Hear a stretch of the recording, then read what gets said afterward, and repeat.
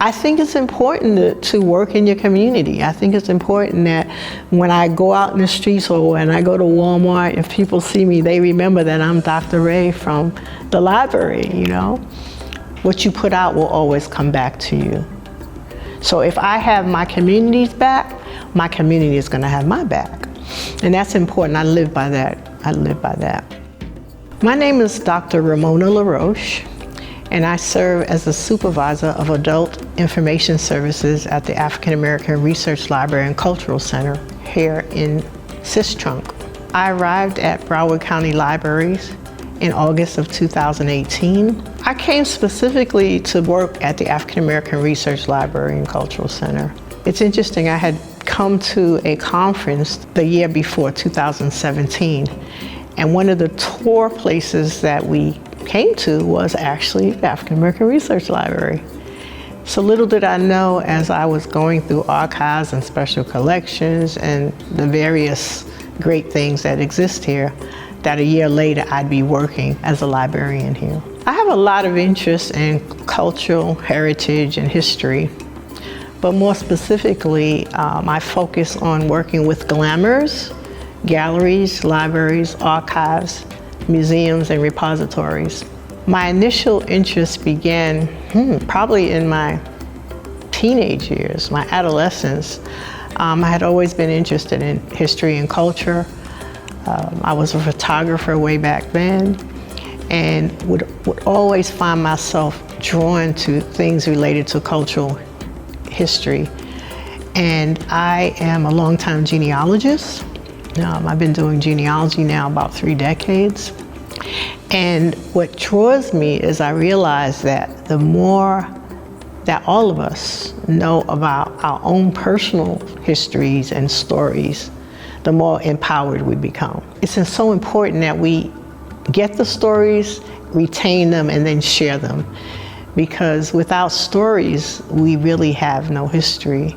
My journey begins in South Bronx, New York City. I grew up at a time where we walked to our local library and hung out in the library. We went by ourselves as children and got as many Madeline books that we wanted, and Curious George and all those sorts of books. I went to high school in Midtown Manhattan. I chose to do that with intention because I knew that if I went to my local high school in the Bronx, I would only meet people from the Bronx. That was an amazing journey for, 3 years, having to take a bus and a train to Midtown Manhattan, but it was well worth it. I ended up going to a local community college thinking that I wanted to be a psychologist because that's what I said in my yearbook I wanted to do. And I found it so boring. I transferred to the School of Visual Arts in New York City. I studied photography and printmaking, and I got a certificate in art therapy. And I thought that I should get the certificate because I liked this whole idea of mental health and healing with the arts. But I also thought that I didn't want to be a starving artist. I got a call from rehab medicine at Harlem Hospital in New York City. And at the time, I didn't even know what rehab medicine was. When people have strokes, spinal cord injuries, or amputations, they go to a physiatrist. That's the name of the doctor in rehab medicine. So they needed a therapeutic recreation specialist, and that became me. And I did that for 6 or 7 years. I was the sole art recreation therapist for a 30-bed inpatient unit. Working at Harlem Hospital was really interesting because, again, it was a community. I have always worked with community. So it wouldn't be, far-fetched for me to be on the train with my sons and one of my amputee patients, begging for money on the train, saying, "Hi, Miss La Roche, how are you?" And I would say, "I'm well, thanks." And my sons would be embarrassed and stuff like that. I decided to leave New York City because New York City was getting to be a bit much. I packed up and me and my boys went to Georgetown, South Carolina. This is where my mother was from, 6 generations. My father was from Charleston, South Carolina. The first book that I wrote Black America series, Georgetown County, South Carolina in 1999 was a real hit. A lot of people enjoyed it, and it had a lot of oral history information and 200 photographs. As a sixth-generation Gullah Geechee woman, I'm always looking for fellow Gullah Geechee people that come from the states of North and South Carolina, Florida, and Georgia along the coast. If you want to have some Gullah Geechee conversation, please reach out to me.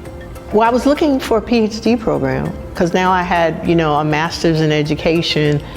I had all these art therapy credits. So it was like, if I get a PhD, what will it be in? And I thought about American studies, I thought about Black history, about history, all these different areas. And I went to a Black Power conference in Charleston, and I met a woman who was a librarian, and I told her, what I was looking to do. And she said, well, I'm in a program at University of South Carolina in the School of Library and Information Science. You should look at it. You might like it.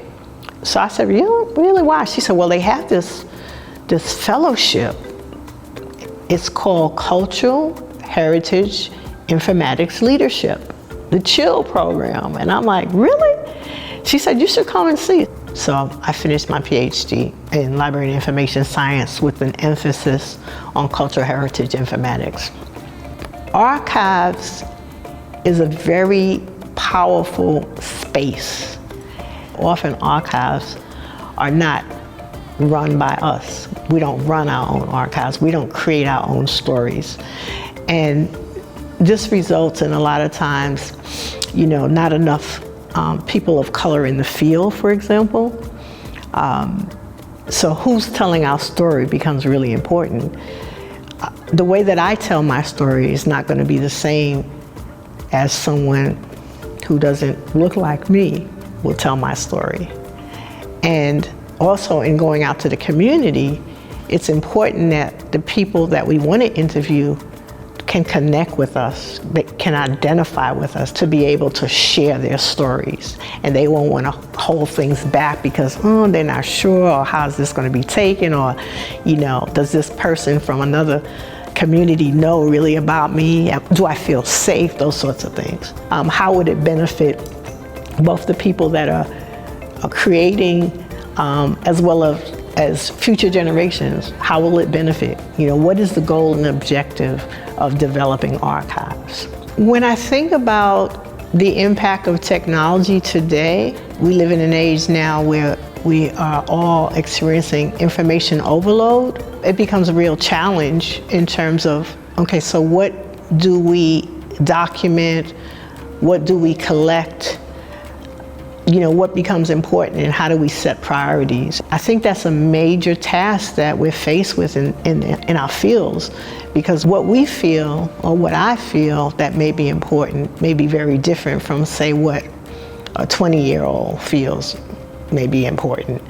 So I think that's why intergenerational work is so important, because elders come with experience and history, and youth come with creativity and energy.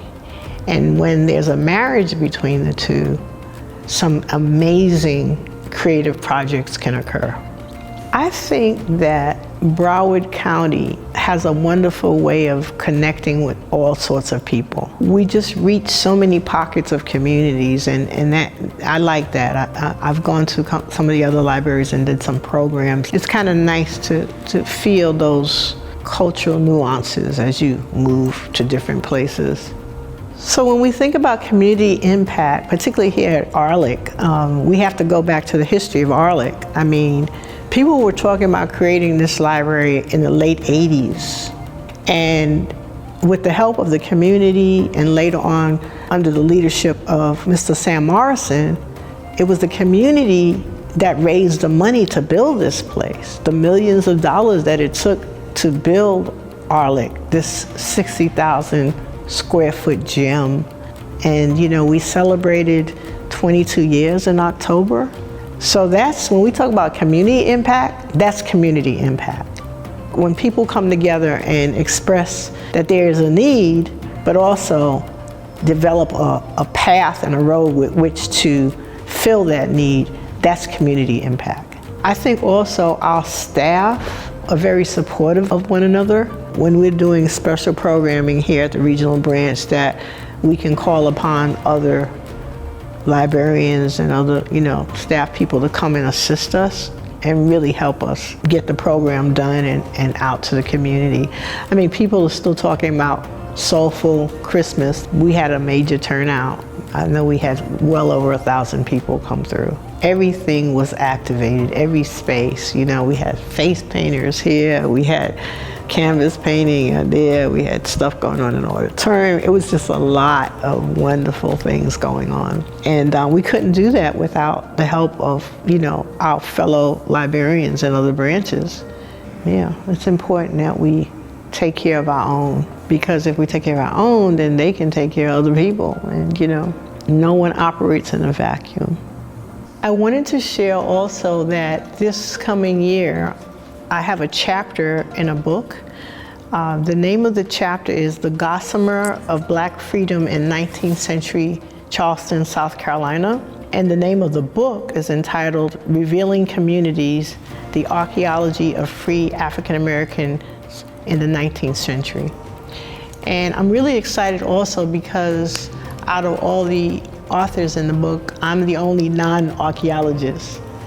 So looking forward to it, particularly as it relates to my own family history in Charleston, South Carolina. So I hope that once the book comes out, that people will get a copy and be in touch and let me know what you think.